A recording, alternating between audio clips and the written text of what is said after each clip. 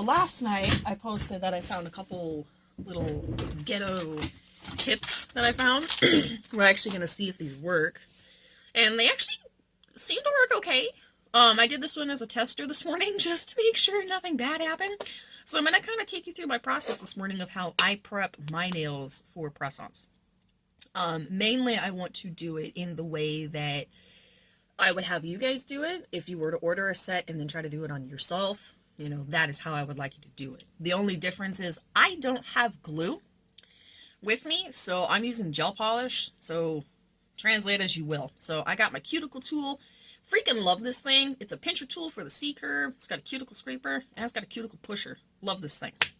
Metal is not the best recommended. I just like it for my hands because it works best. But we always start back with pushing back those cuticles. That way you get the most out of your nail. And always be real gentle, you know.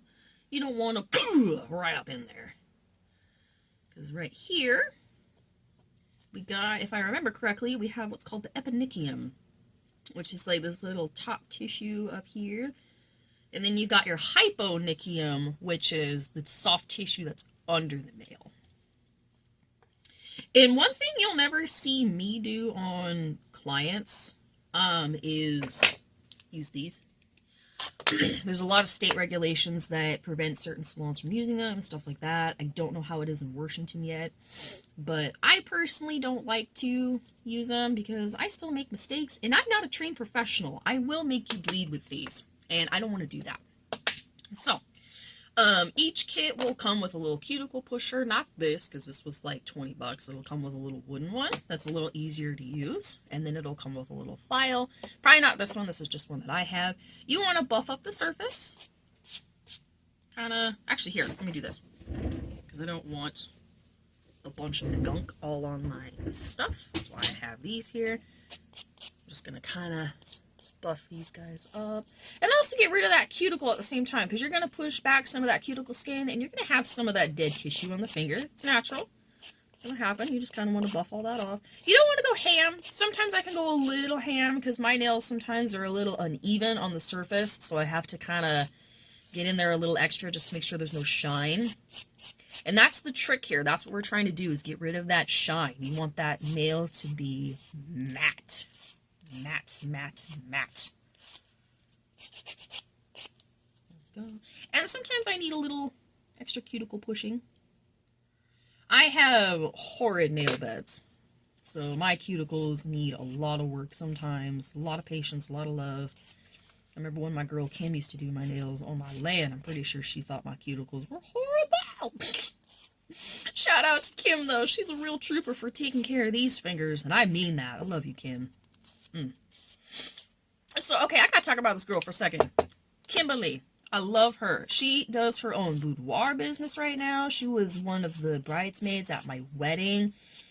She's one of my friends from high school that I still keep in touch with, you know, and I love her. I love her to death. You know, it's like she's one of those friendships that I can just kind of go back to, you know, and, you know, have like, unfortunately, you know, no communication sometimes for a couple months. Sorry about that, Kimmy.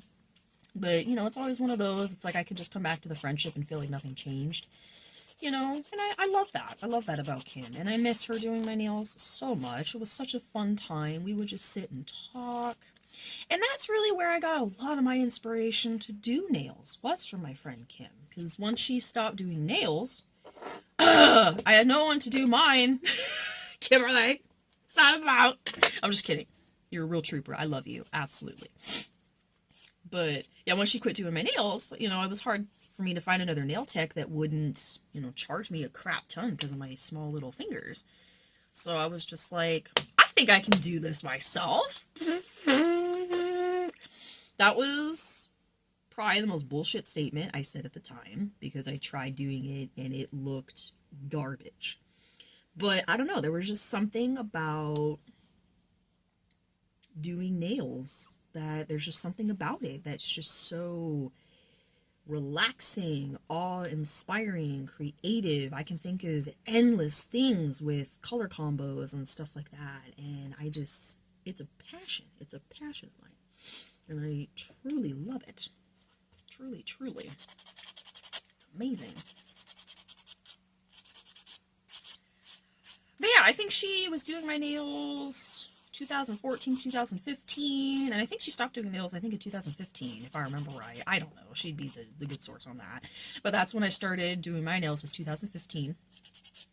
I bought, same, these little guys. We're going back to our roots here, actually, now that I think about it.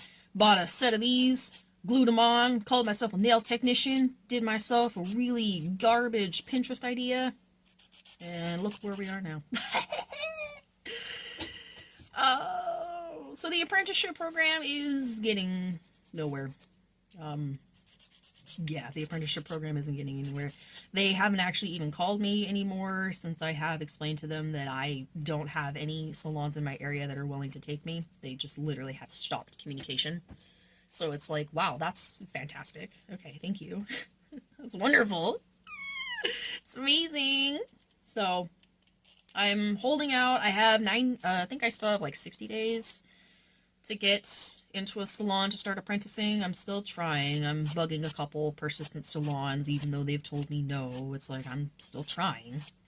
Until I'm actually told to stop calling, I'm going to keep bugging you. So, you know, one of those things. But we'll get there. I will be a nail technician by 2025. I can see it in my future. I am trying to manifest it. Manifest that good juju. So this is a smock, for anybody that's wondering. I used to be a housekeeper, and I actually used to be a caregiver for a long, long time. I also used to be a housekeeper as well for a long time. But I don't want to do that line of work anymore. It drained my body. It drained my soul. It drained my brain, you know. It's a very rewarding job. Extremely rewarding, and I will admit it's probably one of the most rewarding jobs I've ever worked. But it's not for everybody, and I am not everybody. And that is okay. I have a couple friends that still are in the caregiving business, and they're phenomenal at what they do. They're CNAs. They rock it out. It's just not for me, unfortunately. Alright, so this is my nail lamp. Kind of really can't see it that well on camera, but that's okay. The important part is right here.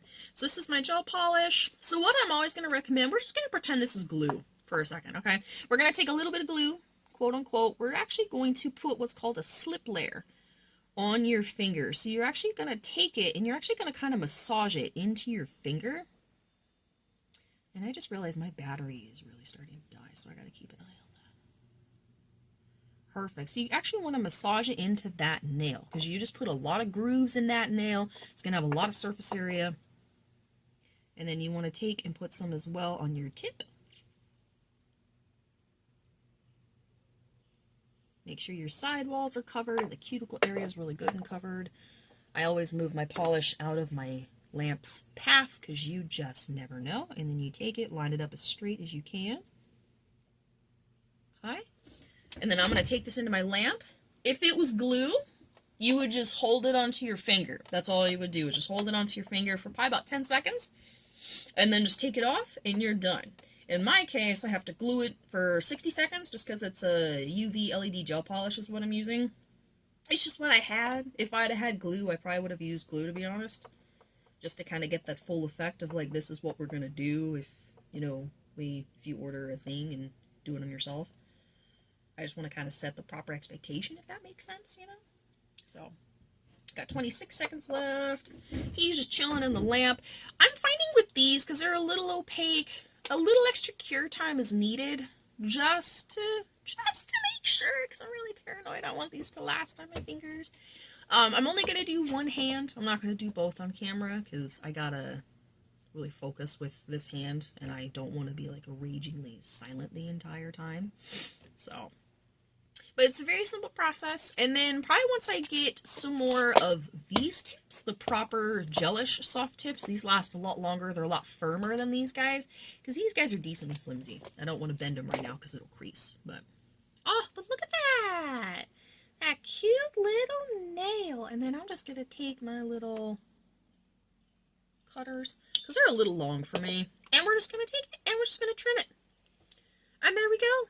Oh, look at that. Look at that. Easy peasy lemon squeezy.